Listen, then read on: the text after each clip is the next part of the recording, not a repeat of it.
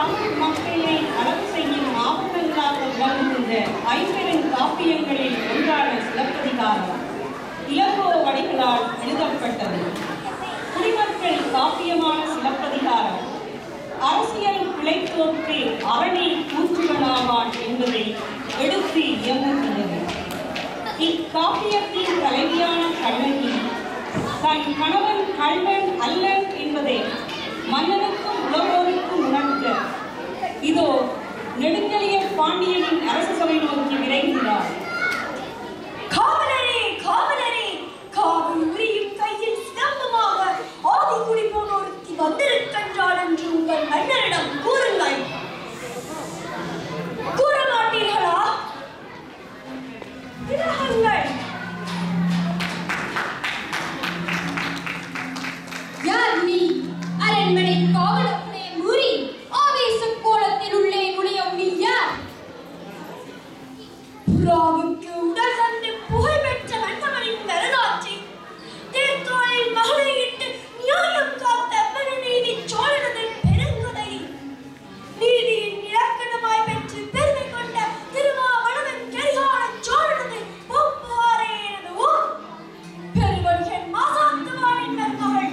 என் பெயர் கண்ணகி. உன் முறையோடு என்னவோ முத்து உடைகின்ற மூன்று கடல் சுமந்திருக்கும் பெண்ணகத்தில் பூங்குரசு கொட்டி உச்சங்கம் வளர்த்து முக்கொடியின் நிழலிலே முத்தமிழை காப்பாற்றும் மூவேந்தர் பரம்பரையின் பெருமைகளை முடிசாய்க்க வந்த மென்னுகளில் என் முறையீட்டை கட்ட முன்னால் யார் என்பதை முழுவதும் அறிந்து கொள். நீ யார்? கண்ணகி, தனிக்க சிராம்புடன் வந்திருக்கும் கண்ணகி. நீதி வலுவாத நெடுஞ்செழிய பாண்டியனை துணிந்து இகழ்வைக்க வந்திருக்கும் கண்ணகி. என்ன? பாண்டியம் என்ன? இச்சபையில் தூதுவர்கள் மதி நிறைந்த மந்திரிகள் இருக்கின்றார்கள். உன்னுடைய ஆட்சியிலே கொடிக்கம்பம் பிடித்துவிட அயல் நாட்டார் இகழ் பிழைக்க கொடுங்கோலான அவசர தீர்ப்புக்கு ஆளாகி கொலையிட்ட கோவலன் மனைவி என்பதை அறிந்திடுக அரசே, அறிந்திடுக. கோவலன் மனைவி? சிலம்பு திருடிய கள்வனின் மனைவி. போதும் போதும். யாகாவாராயும் நாகாக்கும் என்ன நாகாக்க. யார் கள்வன்? எனது கணவன் கள்வன் இல்லை, இல்லை. அவரை கள்வன் என குற்றம் சாட்டிய கைவரே கள்வர். கண்ணகி, உனது கணவன் கையில் இருந்தது கோப்பெருந்தேவியின் சிலம்பு. கோப்பெருந்தேவியின் சிலம்பு அல்ல, கோவலந்தேவியாம் என்னுடைய சிலம்பு. நம்ப முடியாத என்னால். நீ யார் நம்புவதற்கு? உன் மீது வழக்குரைக்க வந்தவள் நான். உன்னை யார் நம்பச் சொன்னது? நீ குற்றவாளி. நான் குற்றவாளியா? நீ குற்றவாளி. உனக்கு தீர்ப்பளிக்க உரிமை இல்லை. இதோ இருக்கிறார்களே நீதியின் பெரியோர்கள், அவர்களே தீர்மானிக்கட்டும். தாய் மேல் ஆணையாக, தமிழ் மேல் ஆணையாக, தமிழ் மக்கள் மேல் ஆணையாக உண்மையான தீர்ப்பை கூறுங்கள். கோவலந்தேவியின் சிலம்பை திருடினார் என்பது குற்றச்சாட்டு. அதற்கு மரண தண்டனை. இது ஆராயாமல் அளிக்கப்பட்ட தீர்ப்பு. அதற்கு மன்னவன் பொறுப்பு. இது என் வழக்கு. ஆதாரம் இதோ இருக்கின்றது, இந்த சிலம்பை. இதற்கு இணையான மற்றொரு சிலம்பை தான் எனது கணவர் கொண்டு வந்தார். அதனை கோபாவிகள் கூற்று அப்படி என்றால் தேவி அணிந்திருக்கும் சிலம்பு அவைகளில் ஒன்று என்னுடையது. அதற்கு அடையாளம்?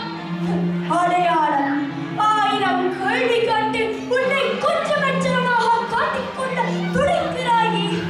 இப்படி ஒரு கேள்வியை நேருக்கு நேர் எனது அத்தாரை கேட்டிருந்தால் நீதி வலுவாத நெடுஞ்செழியன் என்ற பெயர் உனக்கு நினைத்திருக்குமே. என் அத்தாரின்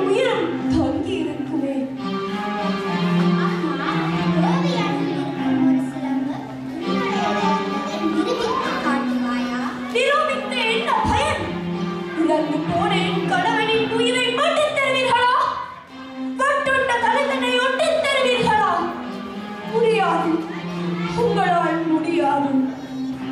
ஆனால் ஒன்று, உயிர் போனதால் தொங்கிவிட்ட அந்தாரின் தலைபோல் உங்கள் தலைகளையும் தொங்க வைக்கின்றேன். உங்கள் நீதி போனதா, நேர்மை போனதா, மானம் போனதா? மதுரை பாண்டியா, உனது தேவி அணிந்திருக்கும் சிலம்புகளில் கரல்கள் முத்துக்களா, மாணிக்கங்களா? முத்துக்கள், அதுவும் கொற்றை முத்துக்கள். என்னுடைய சிலம்பில் உள்ளவை மாணிக்க பெறல்கள். அப்படியா? அங்கே பார்க்கலாம். தேவி, உனது சிலம்பை இப்படி கொடு.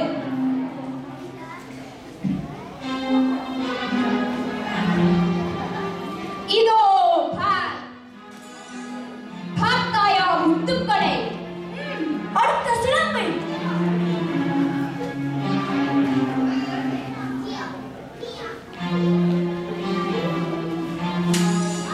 மாணிக்கங்கள். மாணிக்கங்கள் இல்ல, தர்மத்தின் கண்கள் வடிக்கும் இரத்த துளிகள் பாண்டியா, இரத்த துளிகள். உனக்கு இன்னும் சந்தேகம் இருந்தால் இதோ என்னுடைய மற்றொரு சிலம்பு. மாணிக்கங்கள். அமைச்சர்களே, அறக்கூறும் சான்றோர்களே, இதற்கு என்ன பதில்? தலை தொங்கி விட்டதா, வாய் அடைத்து விட்டதா, நீதி கவிழ்ந்து விட்டதா? உனது நீதி வலுவாத தன்மையை பார்த்து தமிழகம் தலை குனிந்து நிற்கின்றது மன்னா, தலை குனிந்து நிற்கின்றது. உனது வீரம் எங்கே? உனது கம்பீரம் எங்கே? மாசு படரவும் மாநிலம் இகழவும் நீதி வழங்கிய உனக்கு சங்கோனதற்காக தேவையில்லை. மாபாதகம் புரிந்த உனக்கு மணிமுடி எதற்காக? தேவையில்லை. வேந்தர் குலத்திற்கு உரிமை கற்பித்த உனக்கு வெட்கொற்ற குறை எதற்காக? தேவையில்லை. அடி, நன்றாக ஆடு. என்னை காலமெல்லாம் அளவைந்த பாதகனே அடி. என் கணவனே, என் கண்ணாளனே, என் காதலனே, துடி துடிக்க கொன்ற காதகனே அழு. கண்ணகி, உனது கணவன் கல்வன் அல்ல. அவசரத்தில் கொன்று வருகின்ற ஆணையத்தை யானையை கல்வன். கமலே, என் தாயகமே, என் தாயே, என்னை மன்னித்து